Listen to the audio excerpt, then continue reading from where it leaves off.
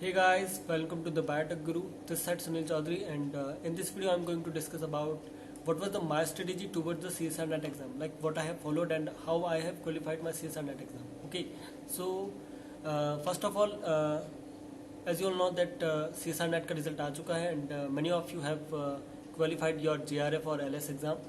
So congratulations and have a good luck for your upcoming PhD interviews. So those who are preparing for PhD interviews, just have a look to my previous video, which is based on how to deal with PhD interviews. Okay.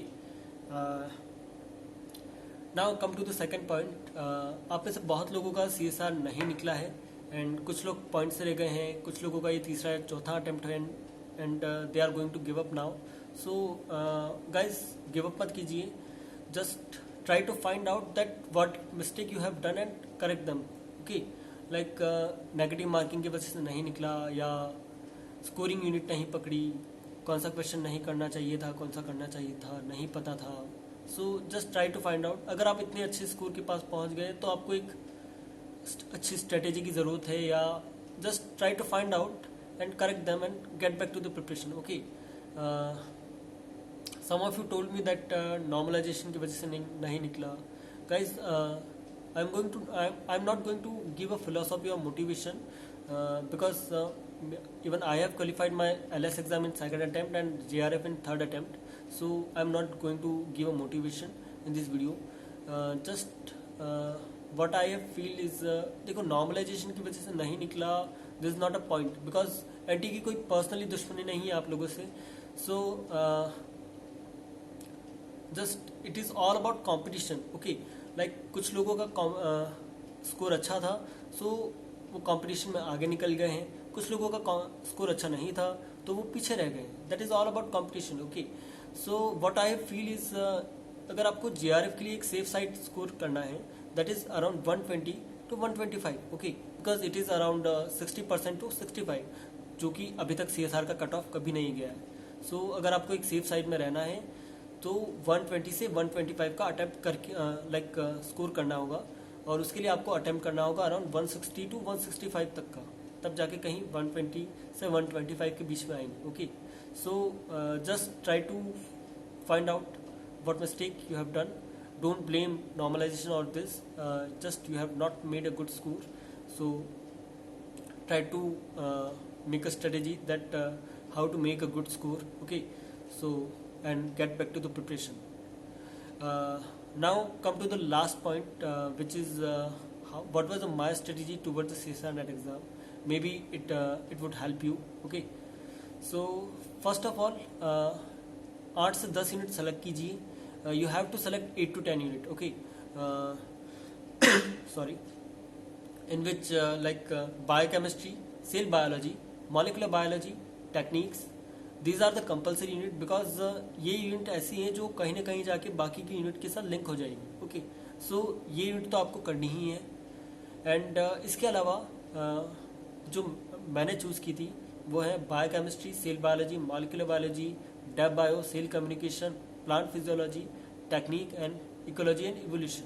Okay, so these are the unit I have selected for CSR exam. देन आपको क्या करना है, 1 by 1 लेके चलना है एक unit को.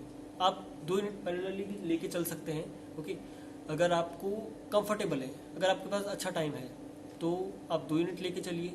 अगर आपको नहीं है कंफर्टेबल, आप बहुत वीक है अगर आपका बेसिक, तो आप एक ही यूनिट लेके चलिए. ओके, अब 1 by 1 यूनिट लेके चलना है.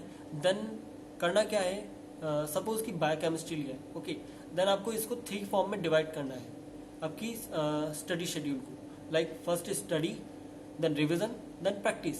ओके, स्टडी करना है टॉपिक को, रिविजन करना है उसका, देन उससे रिलेटेड क्वेश्चन करने हैं. ओके, सपोज कि प्रोटीन लिया है बायोकेमिस्ट्री, आज प्रोटीन पूरा करना है, उसका रिविजन करना है और प्रैक्टिस करना है. तो डेली का एक टारगेट सेट कर चाहिए. डजेंट मैटर कितने घंटे पढ़ते हैं आप. Okay, just try to set a target of a day and achieve it. Okay, फिर वो कितने घंटे में होता है डजेंट मैटर. तो हर एक दिन एक टारगेट सेट कीजिए कि इतने टॉपिक मुझे आज करने हैं, उसको स्टडी कीजिए, रिवीजन कीजिए, प्रैक्टिस कीजिए. इस तरह से हर एक यूनिट को कंप्लीट करना है. अगर आप एक यूनिट कंप्लीट करते हैं और दूसरी यूनिट पर स्विच करते हैं तो प्रीवियस यूनिट को छोड़ना नहीं है. try to revise it twice in a week, okay, and practice it as well as. So इस तरह से आपको 8 से 10 यूनिट प्रिपेयर करनी है. Second thing is try to clear your concept. रट्टा नहीं मारना है, क्योंकि रट्टा मारने से CSR कभी नहीं निकलेगा, because CSR is very conceptual. Obviously in C part, as you all know that C part का जो क्वेश्चन होता है most of the time experiment based और इस तरह से आता है कि जब तक आपका कॉन्सेप्ट क्लियर नहीं होगा आप वो क्वेश्चन नहीं कर पाएंगे. तो हर एक यूनिट को इस तरह से प्रिपेयर कीजिए, यूनिट को भी नहीं, ईच एंड एवरी टॉपिक आपको ऐसे प्रिपेयर करना है कि आप उसमें कॉन्फिडेंट हो, वो अगली बार आप किसी को पढ़ा सको, इतना कॉन्फिडेंट होना है. तो इतना कॉन्फिडेंट कब आएगा? जब आप हर एक टॉपिक को अच्छे से प्रिपेयर करें conceptually. What I feel is like, अगर आपको कॉन्फिडेंस नहीं आ रहा है किसी टॉपिक को पढ़ के या क्वेश्चन नहीं हो रहे, just try to prepare it from standard book. Okay, अगर बायोकेमिस्ट्री में प्रॉब्लम है लाइलिंजर उठाओ, अगर डेप बायो में प्रॉब्लम है गिलबर्ट उठाओ. So and as well as you can prepare it from good YouTube videos और animation videos. Okay, so try to clear your concept. Third point is try to attempt more and more question, like practice more and more question.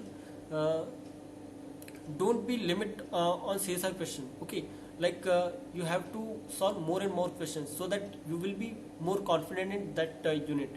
So CSR, DBT, GATE, इन सब के question solve कीजिए. कोई question book है या फिर test series है, जितने question आप करेंगे उतना आपका नेगेटिव मार्किंग रिड्यूस होगा, उतना आप कॉन्फिडेंट होंगे उस टॉपिक में, उस यूनिट में. ओके, सो तीसरी चीज है क्वेश्चन सॉल्व करना है ज्यादा से ज्यादा. Okay, then the fourth point is try to reduce your negative marking. Like CSR उसका नहीं होता जो क्वेश्चन करके आता है, लाइक उसका कभी नहीं होता कि जिसको ये पता होता है कि कौन सा क्वेश्चन करना है. CSR उसका होता है जिसको ये तो पता हो कि कौन सा क्वेश्चन करना है, बट ये भी पता हो कि कौन सा क्वेश्चन छोड़ना है. Okay, so try to find out कि कौन सा क्वेश्चन करना चाहिए, कौन सा क्वेश्चन नहीं करना चाहिए इन एग्जाम. ओके, सो उसके लिए आपको ज़्यादा से ज़्यादा क्वेश्चन प्रैक्टिस करनी होगी, तो आपको पता रहेगा कि इस टाइप के क्वेश्चन में मैं स्कोर कर सकता हूँ, इस टाइप के क्वेश्चन में मैं स्कोर नहीं कर सकता. ओके, सो इससे आपका नेगेटिव मार्किंग रिड्यूस होगा. So these are the points.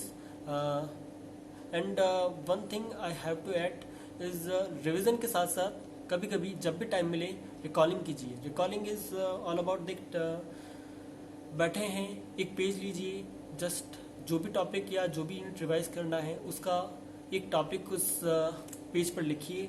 उस पेज पर टॉपिक लिखने के बाद उस टॉपिक से रिलेटेड जितनी चीज़ें आप लिख सकते हैं उस पेज पर, just try to write it. Okay, इससे आपको ये पता चलेगा कि आपका रिकॉलिंग पावर कितना है. इससे क्या होगा, जब क्वेश्चन में 4 स्टेटमेंट दिए होते हैं तो आप 2 स्टेटमेंट के बीच में कंफ्यूज हो जाते हैं. ओके, तो जो 2 स्टेटमेंट के बीच का कंफ्यूजन है ये दूर होगा जब आपका रिकॉलिंग पावर अच्छा होगा. Okay, so try to recall. So इसके लिए आपको क्या करना है, एक पेज लेना है, टॉपिक लिखना है, रैंडमली कोई भी टॉपिक लीजिए किसी भी यूनिट का and recall it. Like biochemistry से मैंने ले लिया ग्लाइकोलिसिस, तो मैं ग्लाइकोलिसिस पूरा बनाऊंगा, कितने ATP कहाँ निकल रहे हैं, कितना बन रहा है, NADH कितना बन रहा है, कहाँ पे कौन सा एंजाइम है, कहाँ पे कौन सा इनहिबिटर है. Just try to write it. Okay, इससे आपको ये पता रहेगा कि आपका रिकॉलिंग पावर कितना है, कितना आपको याद है, कितना नहीं है. Okay, so these are the things which I have done and maybe it would help you.